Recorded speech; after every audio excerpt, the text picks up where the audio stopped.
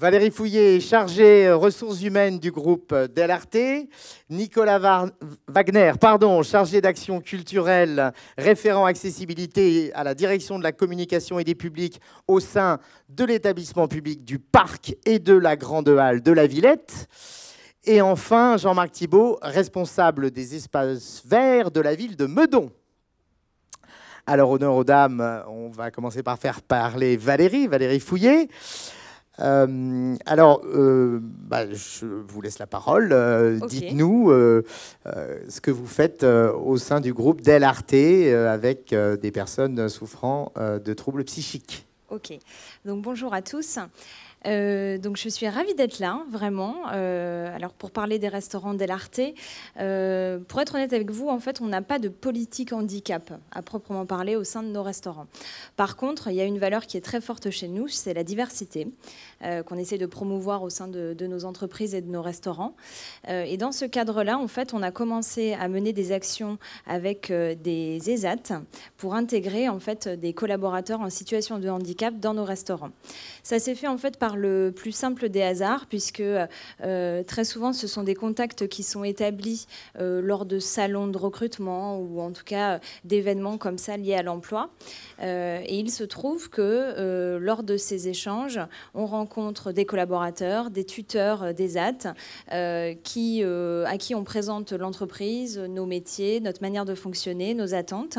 Et de là, ils ont forcément dans leur réseau des jeunes qu'ils suivent, qui souhaitent se réinsérer dans le milieu professionnel, trouver un emploi. Et de là, on est en mesure, nous, de leur proposer en fait des stages, des mises à disposition, avec à la clé des CDI. Il y a une chose qui est sûre chez nous, c'est qu'on essaye, quoi qu'il en soit, peu importe le profil de la personne, de proposer des emplois stables, majoritairement toujours du CDI. Donc tout l'enjeu pour nous, il est là en fait. Il est de se dire, on va jusqu'au bout du dispositif, on ne fait pas simplement du one-shot en intégrant un travailleur handicapé à tel endroit, etc., par rapport à des contraintes légales, par exemple. Non, on essaye vraiment de construire quelque chose sur le long terme. Et alors Fabrice en témoignera tout à l'heure, mais Fabrice a intégré Delarte il y a 1 an et demi maintenant. On s'était rencontrés tous les deux il y a 2 ans sur un salon d'emploi. Pas Juste plus une tard. parenthèse, Fabrice, c'est Fabrice Naudin, et il interviendra à la dernière table ronde, aux côtés de Catherine Maillot. C'est ça. Et voilà, qu'est-ce que je voulais dire? Voilà, pas plus tard, pardon. Pas plus tard qu'il y a 15 jours. De Delarte. Il travaille au sein de Delarte. Il a intégré Delarte du coup sur un poste en salle depuis 1 an et demi en CDI.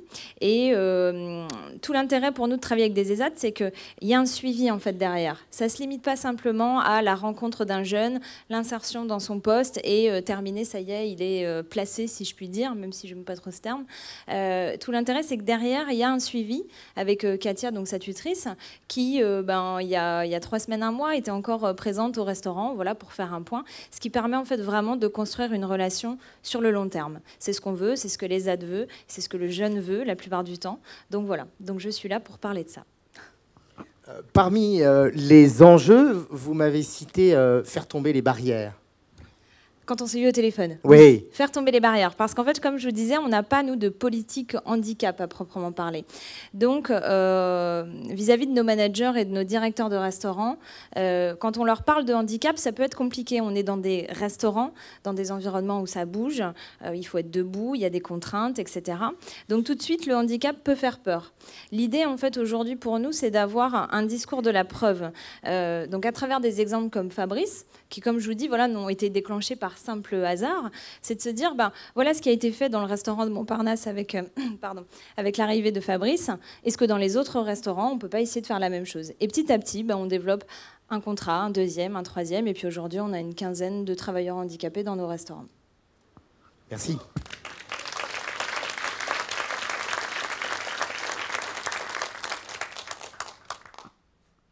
Nicolas, on va parler de plusieurs champs d'action parce qu'en tant que référent accessibilité, comme je le disais, il y a plusieurs champs d'action et en commençant par une politique globale d'accessibilité au sein de cet établissement public du Parc et de la Grande Halle de la Villette. Oui, bonjour. Donc moi, je suis venu en voisin de l'autre côté du parc. Donc, je travaille donc à la Villette, qui gère les 55 hectares du parc de la Villette, hein, avec des lieux de programmation et de diffusion. Donc, notre navire amiral, c'est la Grande Halle de la Villette. Et on a également un axe jeune public côté ouest du parc avec le Théâtre Paris-Villette, Little Villette et l'Espace Chapiteau. On a une programmation jeune public. Et un axe musical à l'est avec le Trabendo, le Cabaret Sauvage et jusqu'à la Halle au Cuir où on aura un lieu de musique actuelle. Et donc au centre, au cœur de notre établissement, on a la Grande Halle où on accueille une programmation pluridisciplinaire. Et donc en 2009, donc et là je vais saluer la présidence précédente du Parc de la Villette qui était Jacques Martial, il y a une grande politique d'accessibilité qui a été mise en place où on m'a demandé d'être référent sur toutes les questions d'accessibilité. Donc c'est une mission plutôt transversale qui consiste à faire un état des lieux de tout ce qui a été fait en termes d'accessibilité avec les directeurs concernés, donc tous les directeurs du Parc de la Villette, que ce soit la production, la programmation culturelle, les ressources humaines, la directrice de l'aménagement et de l'exploitation, et d'évaluer tous les chantiers qui restent à mener en termes d'accessibilité. Et donc, on réunit depuis 2012 maintenant un comité stratégique handicap qui permet de sensibiliser beaucoup les directions sur ces questions d'accessibilité. Et c'est pour ça que j'ai souhaité aussi que le terme ne soit plus référent handicap, mais référent accessibilité pour qu'on puisse, parce que ça concerne vraiment tout le monde. Et donc, parallèlement, j'ai une autre casquette qui est la casquette de chargé d'action culturelle, où là, je travaille sur le rapprochement des publics les plus éloignés, ceux qui ne se sentent pas légitimes pour voir des spectacles ou qui n'ont pas l'habitude de fréquenter des lieux culturels, pour les sensibiliser à l'offre du Parc de la Villette. Et donc, c'est dans ce cadre que j'ai rencontré l'association Clubhouse, hein, qui a été présentée par Johan tout à l'heure, hein, en 2012. Hein. Bravo. Et c'est fait. Merci. Et lorsqu'on s'est rencontrés en 2012, j'ai tout de suite été très intéressé pour travailler avec Clubhouse. Alors d'abord parce que j'arrivais je fais beaucoup de travail de terrain pour aller à la rencontre des associations. Pardon. Pour rencontrer les associations, discuter avec eux des projets qu'on peut monter autour de la Villette. Et lorsque je suis arrivé à Clubhouse, à l'époque, l'association était au bord du canal Saint-Martin. J'arrivais avec moi mes petits tracts, mon petit sac, et j'ai été accueilli autour d'un énorme couscous royal qui avait été confectionné par les membres du Clubhouse. Et on a tout de suite pu discuter dans une dimension de convivialité sur les projets qu'on pouvait monter autour de la programmation du Parc de la Villette. Et l'autre aspect qui est intéressant, je trouve, dans Clubhouse, c'est que chaque membre est actif dans son secteur d'activité. Donc il y a un référent culture, un référent insertion professionnelle et sur d'autres volets. Et donc on a un contact où les personnes sont co-construisent les projets avec nous. C'est-à-dire qu'on ne vient pas vendre des spectacles, des expositions, mais on construit des projets d'action culturelle auxquels on essaie de donner le plus de sens possible. Donc moi, j'arrive avec ma mallette à outils, qui sont les ateliers de pratique autour de la programmation. On a une programmation cirque, hip-hop. On a aussi des jardins partagés avec qui on travaille beaucoup aussi avec plein d'associations différentes pour l'initiation au jardinage écologique. On a des paysagistes qui sont complètement passionnés par ce qu'ils font et qui font des parcours qui s'appellent parcours des 5 sens, où on peut à la fois être dans la terre, pouvoir s'initier à la faune, à la flore. On a aussi des ateliers d'apiculture. Enfin voilà, il y a plein de choses qui se passent. Et donc avec Clubhouse, on a pu d'abord travailler sur cette dimension culturelle, hein, qui était d'abord de l'accès au spectacle. On a d'abord je leur présentais la programmation et chacun choisissait les spectacles auxquels il souhaitait venir. Et on a ensuite monté le partenariat à un niveau supérieur en proposant des ateliers de pratique, donc pour sensibiliser, puisque des gens n'étaient peut-être pas forcément ne connaissaient pas très bien la danse contemporaine ou le cirque. Donc on a monté des ateliers de pratique de cirque, de danse autour de ces questions-là. Et puis on a été encore un peu plus loin, j'ai rencontré le référent professionnel, donc c'était Raphaël, qui souhaitait qu'il y ait vraiment un échange et une rencontre. Bouteiller, pardon, voilà. Raphaël Bouteiller, qui est référent à Clubhouse. Et et qui s'est intéressée aussi à toutes les corps de métier de la Villette. Et quand j'ai présenté la Villette, elle voulait pouvoir organiser des rencontres métiers. Et donc effectivement, à la Villette, on a plus de 80 corps avec des infirmières, des agents de sécurité, des gens de la communication, enfin voilà, tout ce qui peut exister dans une entreprise. Et donc on a commencé à monter des rencontres métiers où on a organisé ces rendez-vous avec les membres du Clubhouse. Puis on a la chance à la Villette d'avoir aussi des ateliers sous la grande halle qui occupent tous les sous-sols de la grande halle, où on construit les décors de théâtre et les décors pour les expositions. Et donc on a pu faire aussi des visites de la menuiserie, la ferronnerie, et faire rencontrer mes collègues qui, eux en plus, sont ravis de pouvoir échanger sur leur boulot, parce que souvent ils ont un peu l'impression d'être isolés. Donc il y avait aussi cette dimension rencontre. Et le dernier stade qu'on a entrepris dans le partenariat avec Clubhouse depuis 3 ans maintenant, qui sont des missions de mise sous pli, parce qu'on a beaucoup de documents et de tracts d'informations qu'on envoie à nos publics, à la Villette, au relais. Et donc c'est des courriers, on a 2000, 3000, on a 3000 courriers envoyés, on a 4 à 5 campagnes par an. Et donc on a travaillé très en lien avec Raphaël pour ces missions de mise sous pli. Et donc on travaille maintenant depuis 3 ans avec des binômes, donc c'est des personnes, des membres de Clubhouse, qui viennent passer 2, 3 jours, 4 jours à la Villette pour mettre sous pli les enveloppes et les courriers qu'on envoie.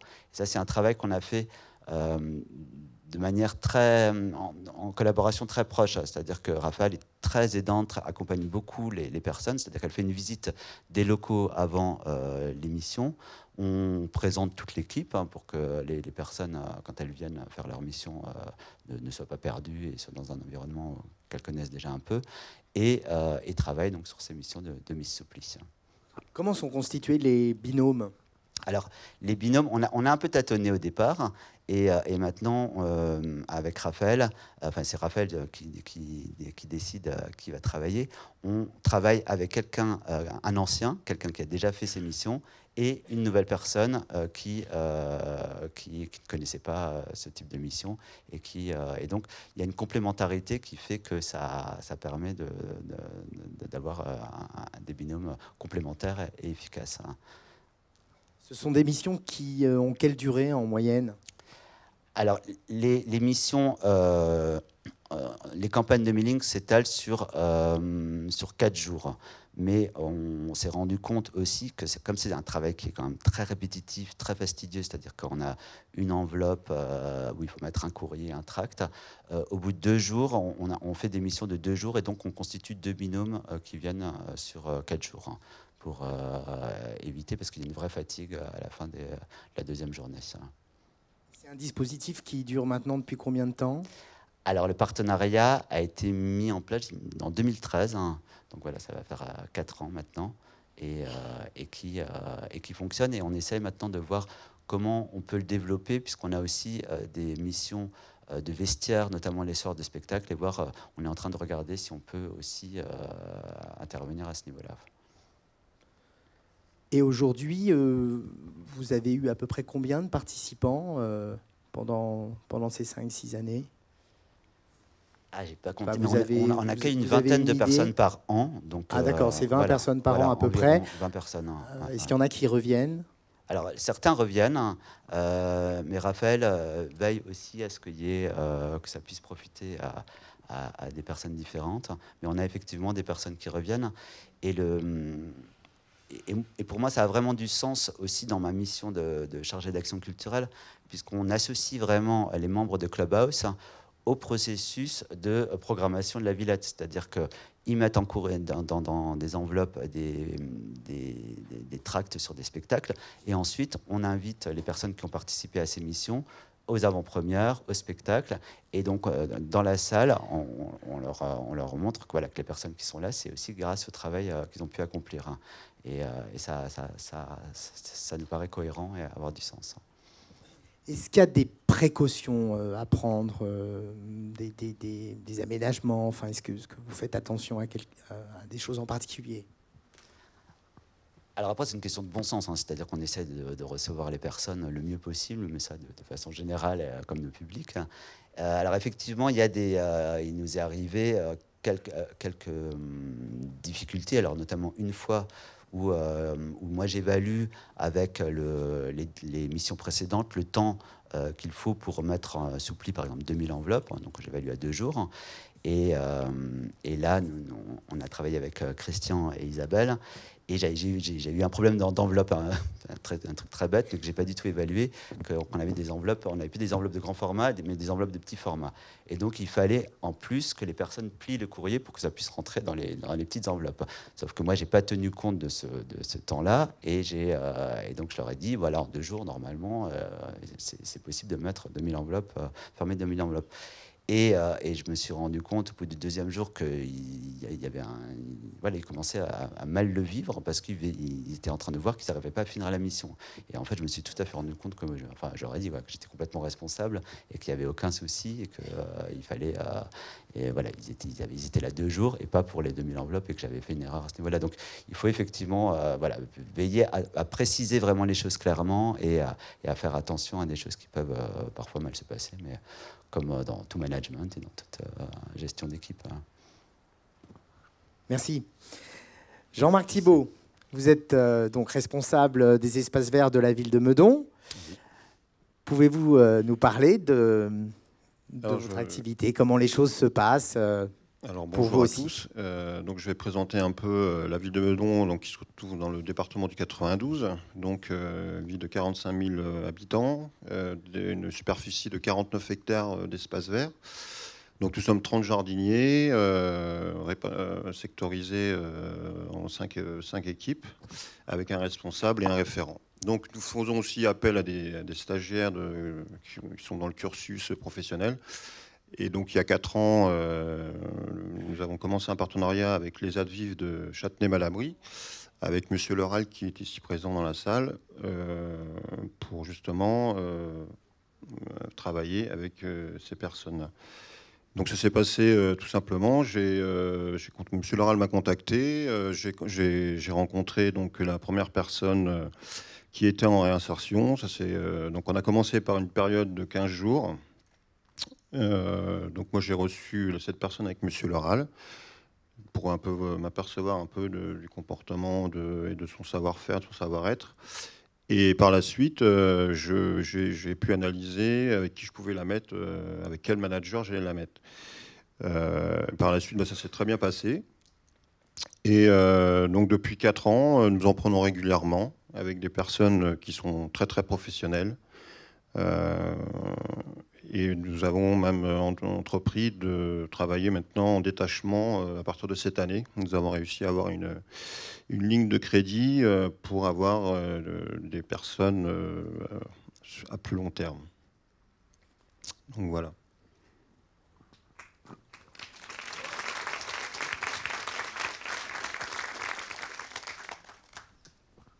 Quels sont pour vous les principaux bénéfices, là je pose la question à tous les 3, de ce type de dispositif?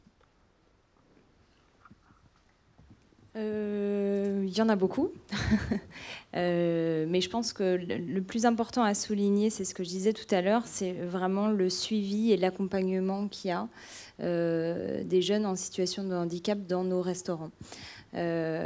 Comme on peut avoir aujourd'hui une personne, par exemple en emploi d'avenir, qui est suivie par la mission locale, il y a toujours plus de chances de réussite quand il y a un 3e intervenant dans la relation de travail. Il n'y a pas juste le salarié et l'employeur, il y a une 3e personne qui permet de discuter, d'échanger, d'être là quand ça ne va pas, de faire passer des messages, etc.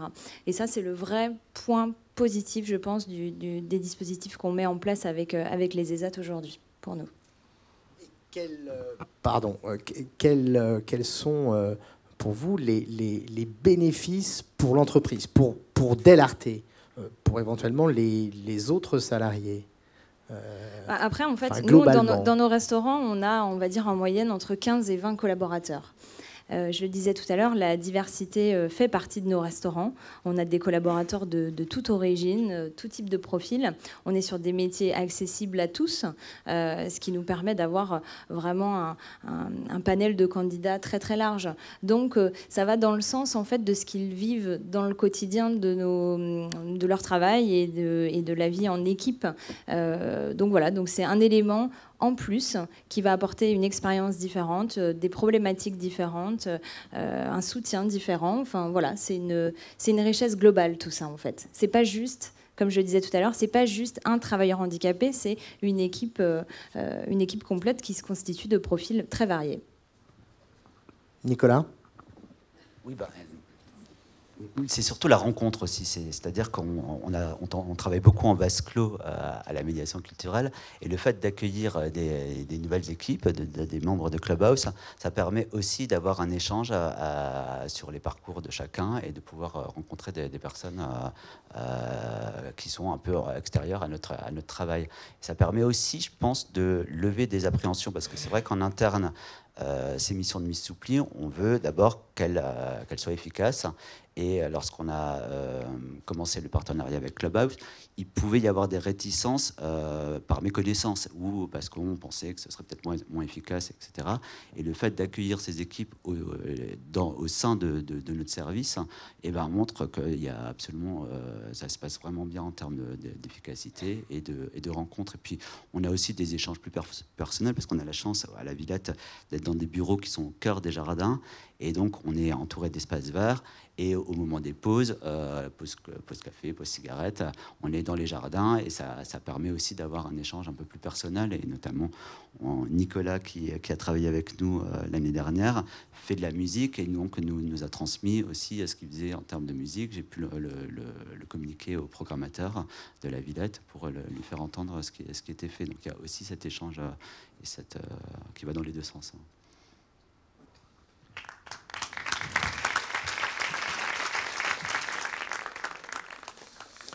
Jean-Marc, est-ce que vous en particulier ou vos équipes perçoivent des bénéfices à la présence de collaborateurs? Tout à fait, oui, parce que, quand je vous disais 49 hectares d'espace vert, ça ne s'entretient pas comme ça. Et ces personnes-là qui viennent, qui s'intègrent très bien dans les équipes, il n'y a plus de différence. Ils sont acceptés, très bien acceptés. Et pour nous, il y en a, comme il y en a qui reviennent plusieurs fois, ils font pratiquement partie de l'équipe Espace Vert. Donc j'ai réussi aussi avec les responsables de secteur à ne pas faire de différence, parce que c'est des personnes, comme on a dit tout à l'heure, une personne sur 4. Donc ça peut très bien arriver à n'importe qui d'entre nous. Et je pense que de faire venir ces personnes-là et de les intégrer normalement, eux, ça leur permet de mettre un pied dans le monde du travail. Nous, ça nous aide aussi, parce qu'ils sont très intéressés par le service, par le métier de jardinage. Et puis, pourquoi pas, au final, finir par un emploi permanent. Même si dans les collectivités, on sait que c'est compliqué, mais je ne désespère pas.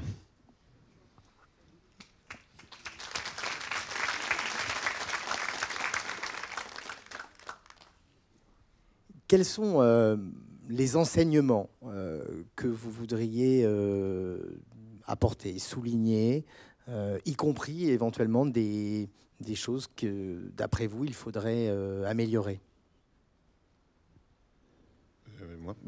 Améliorer, je pense que déjà en continuant notre collaboration avec les aides vives de Châtenay et M. Laral, je pense que déjà c'est un pas. Je pense que maintenant, la collectivité a pris conscience que voilà, c'est des personnes comme tout le monde et que, je veux dire, nous, on est très contents qu'ils soient parmi nous et il faut continuer, quoi, je veux dire.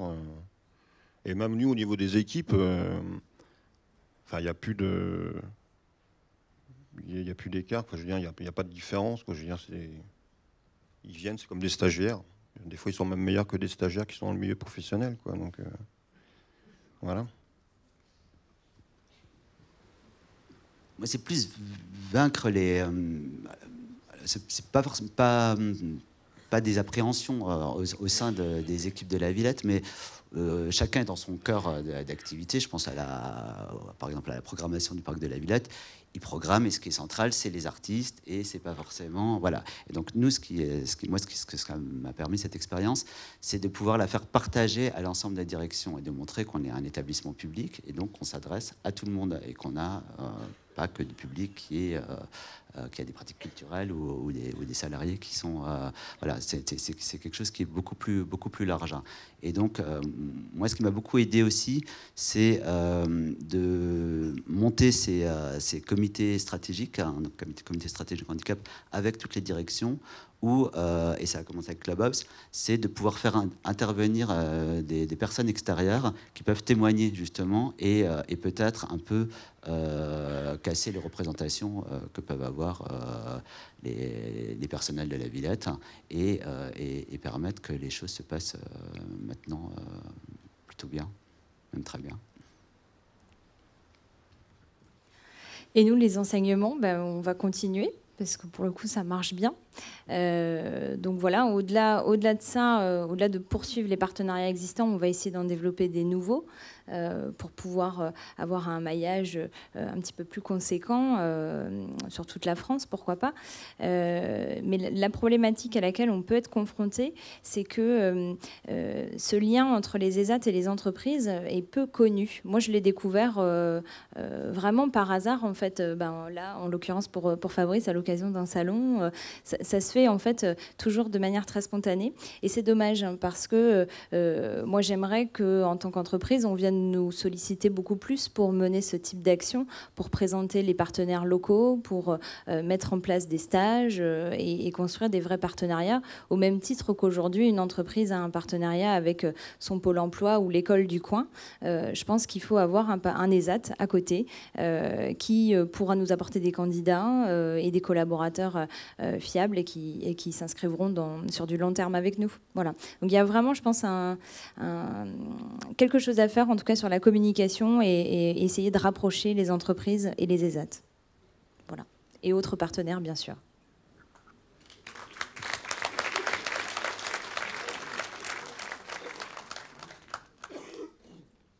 Écoutez, merci à vous trois, merci beaucoup.